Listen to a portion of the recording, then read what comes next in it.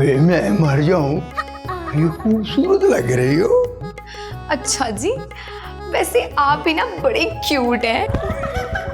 तेरे पास सिर्फ एक दिन का टाइम है, सिर्फ एक दिन का, वरना हिना को लेके मैं सबके सामने आ जाऊंगा। ओ नहीं, ओए ओए ऐसी गलती भी ना करना। मेरा बेचारा बकरा।